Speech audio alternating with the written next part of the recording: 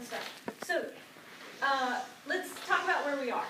So tell me the last thing that happened. Think about your timelines. Have you been kind of updating your timelines as you go through? You just did that last class. So where did you get to on the end of your timeline last class? Only at the end of the first day, or the end of the first act. But what was going on? Like what had happened last? The balcony scene was a bit happened. The balcony scene was happened last, okay? You guys didn't read the fire alarm? Going to the street again. Okay, so what's happening now? Romeo's meeting up with his friends again. Okay, so Romeo's meeting up with his friends again. That's exactly what's happening here in Act 2, Scene 4. So let's get some parts. So we got a lot of people today. So I have, this is some of Mercutio's best stuff. Then we've got Benvolio. We've got Romeo. We've got Tybalt. We've got the nurse. We've got Peter. We've got Juliet.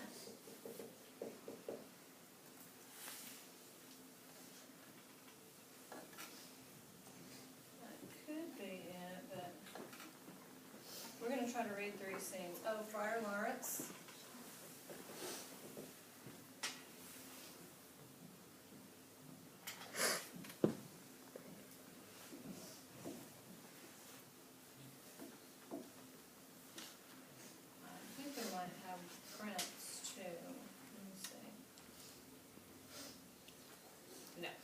Okay, so who wants part?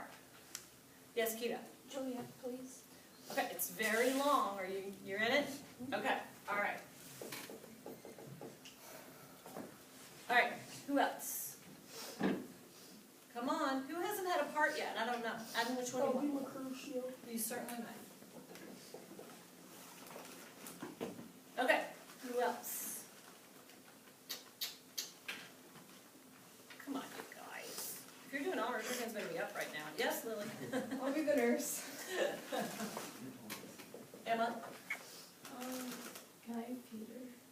Can you what? Be Peter. Hey, Peter? Oh, what a cop-out. Okay. Well, actually, in the movie that I was telling you, the part for Peter is actually a female one. It was a female. Hey. Yes. Okay. All right, so we've got Benvolio, Romeo, and Tybalt. Gigantic fight scene here you're going to want to make. So, who's going to be in there? Oh, Tyler, no. Okay. I got Romeo and Tybalt left. Tybalt. Good choice. Two? One L. And one T. I knew the one T. I know I shouldn't have made eye contact. Wouldn't have mattered.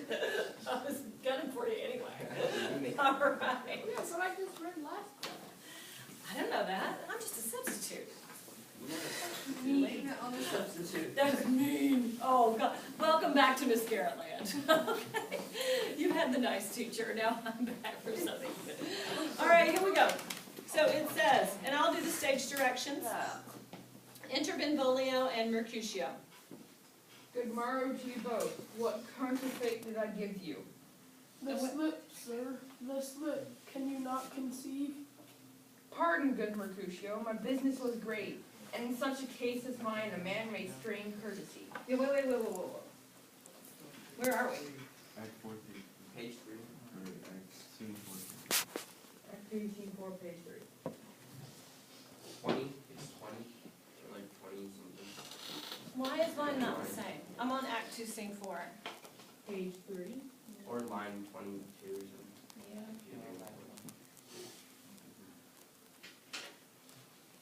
Huh. Oh, you read a little bit into it already? Yes. Oh, okay. So you started with where Romeo comes in? Yeah. Good morrow, your Sorry. Oh, good March. So where Romeo comes in, which for me, I guess I'm the only one with the book, right? Okay. Okay, I'm there now. Sorry. Go ahead. my business was great. In such a case as mine, a man may strain courtesy. That is much to say, such a case as yours constrains a man to bow into hams. Meaning to curtsy? Thou hast most kindly hit it. A most courteous exposition. Nay, I am the very pink of courtesy. Pink for flower. Right. Of course, you see on the other side, right, the note, which says pink flower, which suggests female genitalia. So they're having nasty boy talk, right? They met up with Romeo, and Mercutio, as usual, is giving Romeo grief about, his lovey-dovey self, right? Because Mercutio, love to him is lust, is sex. Okay? All right. Actually, they're making fun of Romeo for not getting any context on the page. Why then is my pump well flowered? Sure wit, follow me distress now till thou hast worn out thy pump. That when the single soul of it is worn, the jest may remain after wearing solely singular. O single-souled jest, solely singular for the singleness. Come between us, good Benvolio, my wits faints. Switch and spurs, or all cry a match. Nay, if our wits run the wild geese chase, I am done, for thou hast more of the wild geese in one of thy wits than I am sure I have in my whole flock. Was I with you there for the goose? Thou wast never with me for anything when thou was not there for the goose. I will bite thee by the ear for that jest. Nay, good goose, bite not. Thy wit is very bitter, sweeting, it is most sharp sauce. And is it not well served into a sweet goose? Oh, here's a wit of Cherville that stretches from an inch narrow to an ell broad. I stretch it out for the word broad, which added to the goose, proves ye far and wide a broad goose. Why is not this better now than groaning for love? Now art thou sociable, now art thou Romeo, now art thou what art thou art. By art as well by nature, for this driveling love is like a great natural that runs lolling up and down to hide his body in a hole. Stop there. Thou dear, thou deservest me to stop my tail against the hair. Thou wouldst also have made thy tail long. Oh, thou art deceived, I would have made it short, for I was come to the whole depth of my tail, and meant indeed to occupy the argument no longer. So a bunch of boy talk between the boys, back and forth, a lot of sexual innuendo, yada, yada, yada. Mercutio, Benvolio, Romeo. And there's a little bit of that, again, that antagonism between Romeo and Mercutio that's kind of playful fun. They've already talked a little bit about Tybalt. What did Mercutio say about Tybalt before? Do you remember from last time? No? That they hated each other and stuff. Yeah, definitely there's some bad blood, right, with Tybalt? Why, what is Tybalt Benvolio asked before? More than Prince of Cats, I'll tell you that. He fights you, as you sing Prick Song, keeps time, distance, and proportion. So, he's a good fighter. And they happen to mention him that Tybalt sent a note then to Montague's house. I know you guys talked about this last time. That, kind of like, you've had, Romeo has insulted us by coming to this party we had. So there was a note sent to Romeo's father and this whole kind of, back in the day, white glove sort of smack, this is wrong, right? So that's going on too. Okay, now enter the nurse and her man Peter. Wait, let's stop. Why is the nurse here? To deliver a note for Juliet.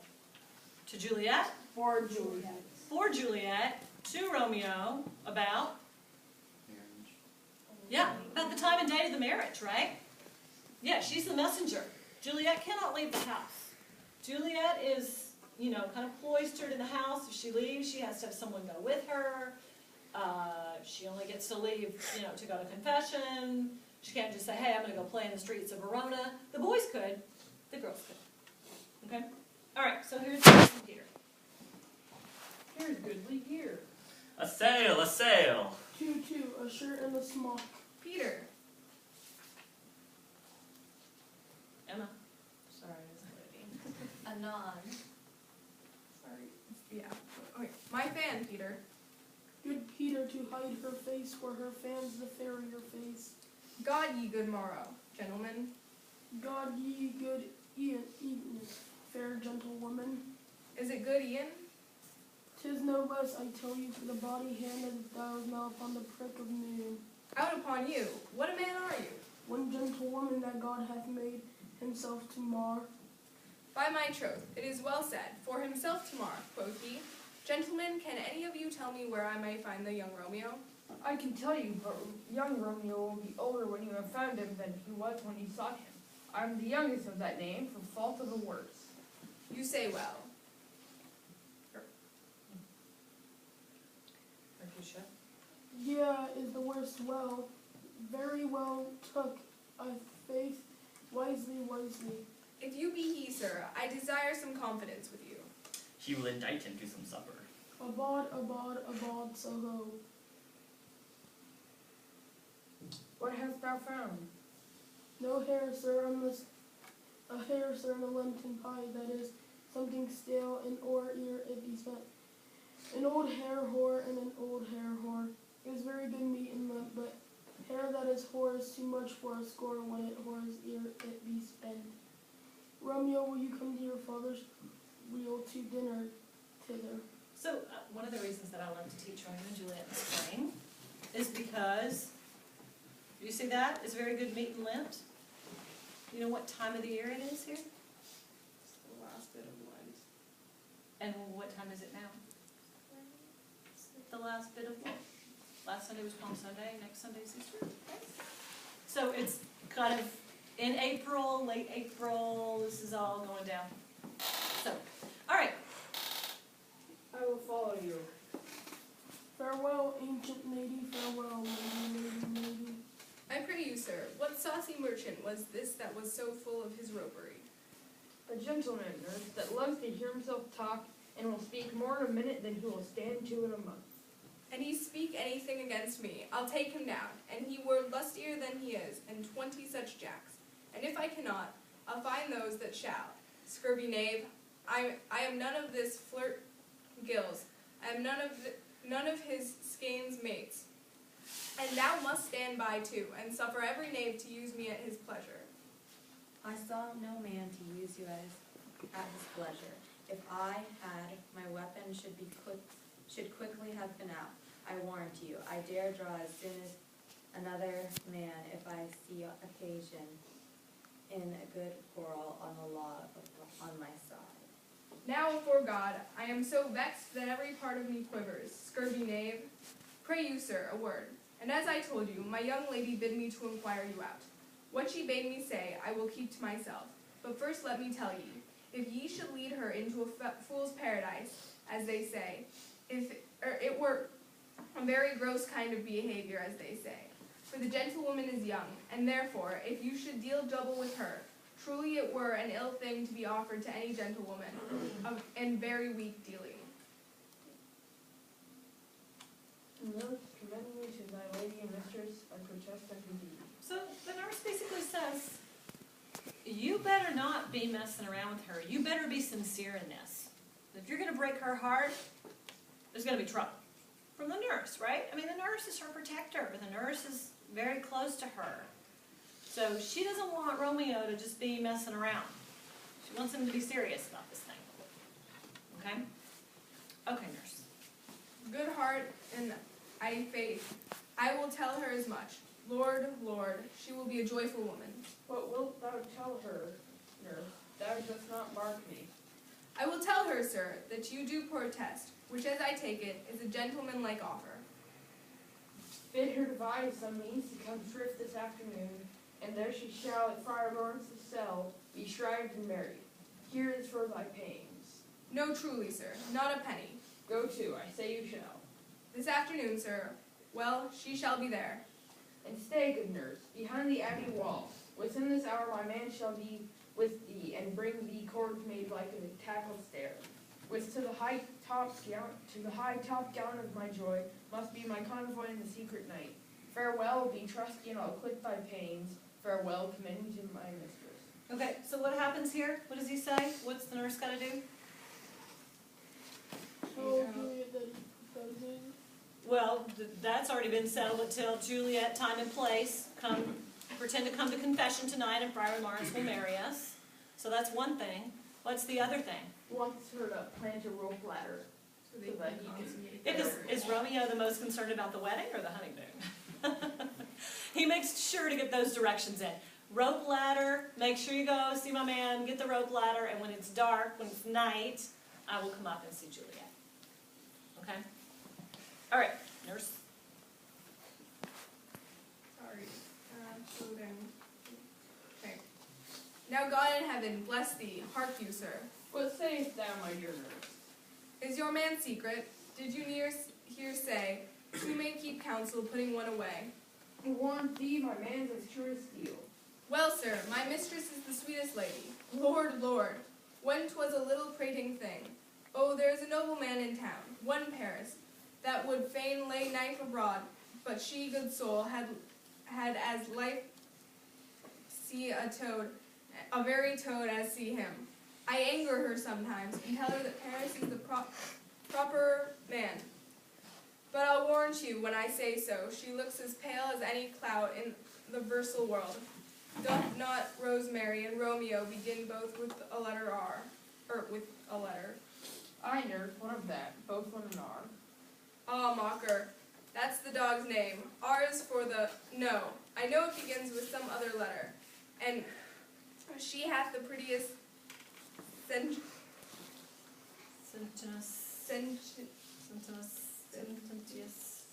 that word there of it, of you and Rosemary. That You can probably press it and have it speak. You can't. Oh, You can't. Contentious. Hi. here we go. Sententious? It won't say it, but Sententious. yeah. Sententious. Excellent. There we go. Problem Um, solved. That it would do you good to hear it. Commend me to thy lady. Aye, 1,000 times. Peter, Anon. before and apace. Exit. Act 2, Scene 5. Meanwhile, back at the Capulet estate, okay, enter Juliet. Hold on. The clock struck 9 when I did send the nurse, and to half an hour she promised to return. Perchance she cannot meet him. That's not so. Oh, it's lame. She's lame. Loves her. Harold should be thoughts, which 10 times faster glide than the sunbeams, driving back shadows over roaring hills. Therefore, to nibble pinioned doves draw back, and therefore saw Therefore half the wind shift Cupid's wings. Now the sun is upon the hindmost hill of this day's journey, from 9 till 12, and 3 hours long she cannot come. Yet is not come. Her affections of warm youth and youth blood will be the swift of motion as a ball. My words would rape bandy her to my sweet love and to his, and old folks may born as they were dead, unwilled, slow, heavy, and pale as lead. So, Juliet anxiously awaiting word, right, from the nurse about what's going to happen. For all she knows, it was just I'm drunk after the party kind of thing, right? So she's like, is this really real? What's really happening? And she's also mad at the nurse for taking so long, you know? She's like, oh, old people, slow as lead, you know? If she were young and had youthful blood, and it'd be different. But here she is, old lady, taking her time, right?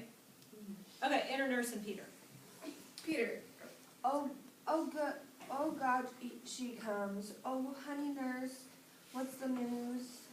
Thus thou meet with him, send thy man away. Peter, stay at the gate. Exit Peter. Oh, good sweet nurse, oh Lord, this lookless, though sad. Though news be sad, yet tell them merrily, if good, thou shamest the music of the sweet news by playing it to me through with a so sour face.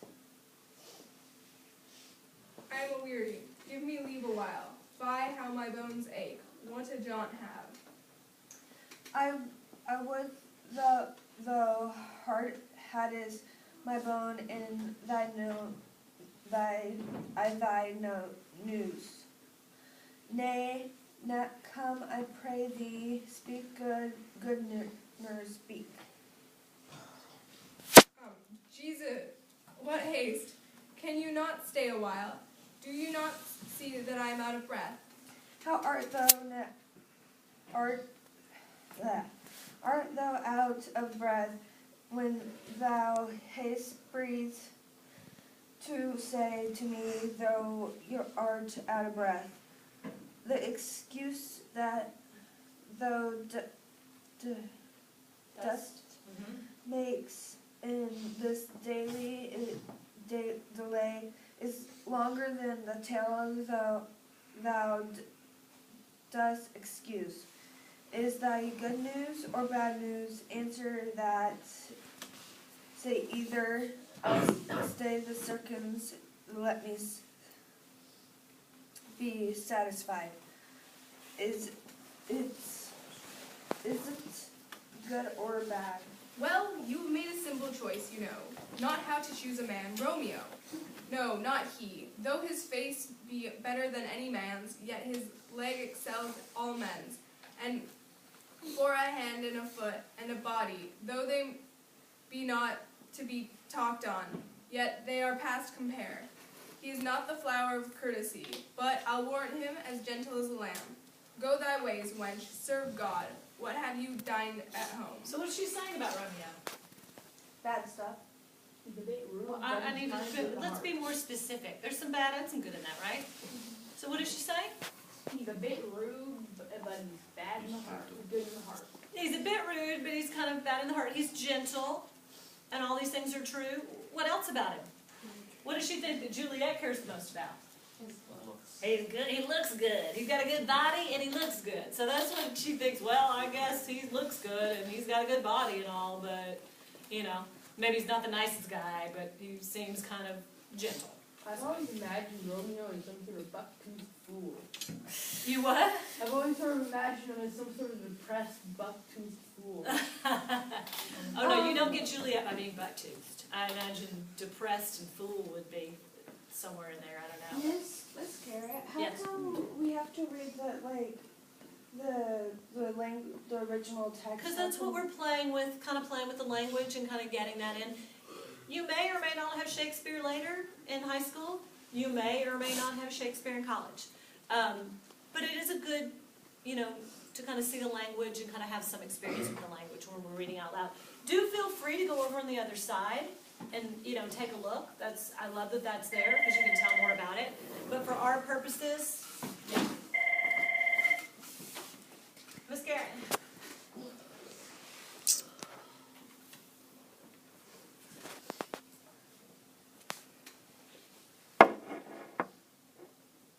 We've been averaging, but it doesn't matter to me. I think Desmond was even talking the other day and said we should drop the highest and lowest and average. Change that. Okay. Yeah, because Renette's not here, but and being videotaped. Bye. Did you stop it?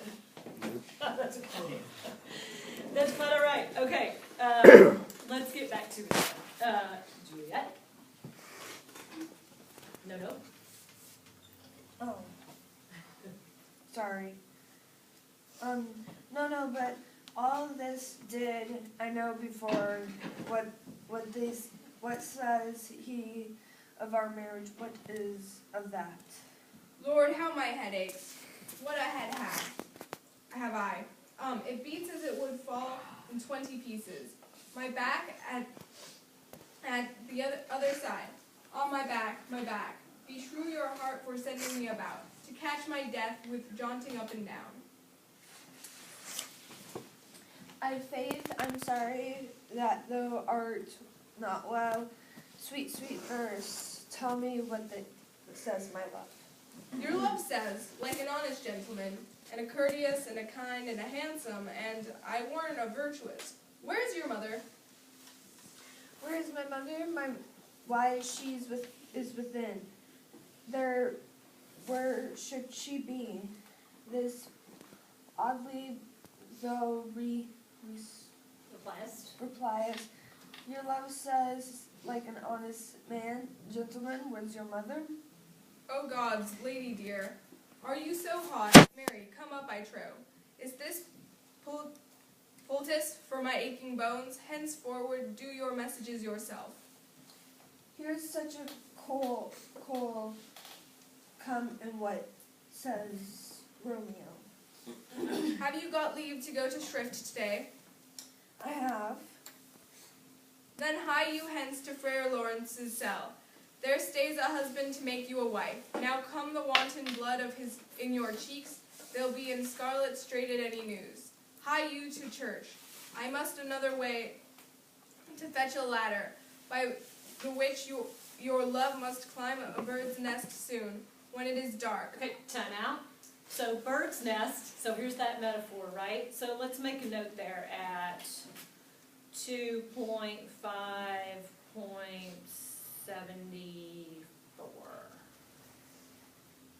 71, 72, 73, sorry. 2.5.73. So must climb a bird's nest when it is dark. So what's the symbol here of dark? You guys have been talking a little bit about light and dark, right? Yeah. So what's, so to hide in, right? So it's protection, it's secrecy, it's mystery, right? What could be more mysterious? You think Romeo's had sex before? No. Yeah. You think he has? Yeah. Maybe? What about Juliet? No. No. There's still some mystery there, right? So the dark has all these symbols that have to do with all the secrecy and the fact that there's a mystery in this for them, and so there's a lot of dark stuff going on there. And then the bird's nest, and you'll later see some definite bird symbols too in the honeymoon scene. But that idea that it's up and away, it's hidden, it's secure, it's safe. This bird's nest, which is Juliet's room.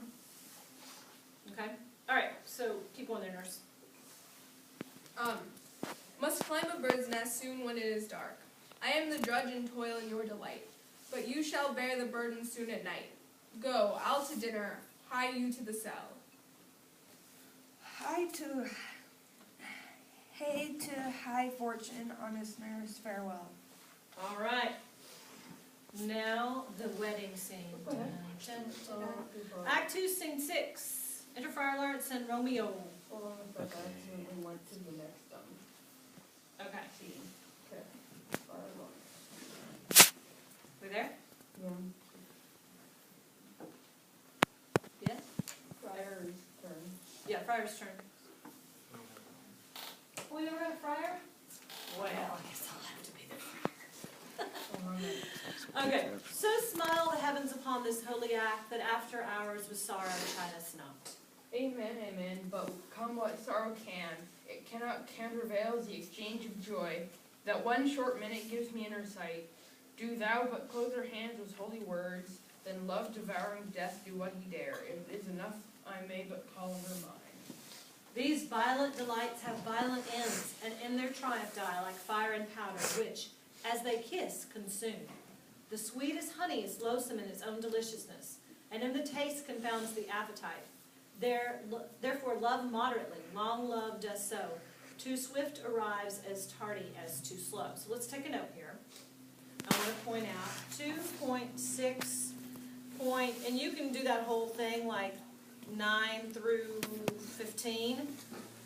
So 2.6 and 0.9 through 15 on your note. So Friar Lawrence's constant here is don't rush things, you know? Go slow. Don't let this be so crazy and intense right now because it's not going to last if you do that. That line about the sweetest honey is loathsome in its own deliciousness. He says that too way back at the beginning. When he consents to marry them, he talks about that idea. So he's like all about moderation, right? And Romeo is all about this intense passion. And so is Juliet. So this is Friar Lawrence again with that idea about moderation versus that crazy, intense thing going on. Enter Juliet somewhat fast and embraceth Romeo. Here comes a lady, owes the light of foot, will ne'er wear out the everlasting flint, a lover may bestride the gossamers that idles in the long-term summer air, and yet not fall. So light is vanity. You're still there. Wasn't that the friars part? No? No. Oh. Yeah, it was. Oh, it was. That's true. I saw Okay. the Oh Romeo well. down there. That's all right. That was my bad. Go ahead. Good evening, my ghostly Confessor. confessioner. Mm-hmm. Romeo shall thank thee, daughter, for us both. As too much to him else is take his things too much. Ah, Juliet, if the measure of my joy be heaped like mine, and that thy skill shall be more to blazon it, then sweeten with thy breath this neighbor air, and let rich music's tongue unfold the imagined happiness that both receive in either by this dear encounter. Conceit more rich is matter than in words. Brags of his substance, not of ornament. They are bet beggars in that can count their worth. But my true love is grown to such success, I cannot sum up some of my health and half of my health. Wealth. There you go. Come with me, and we will make short work. For by your leaves you shall not stay alone till Holy Church incorporate two in one. Ta-da! And there ends Act 2. So now you're on Act 3. Thank you, Michael, videographer.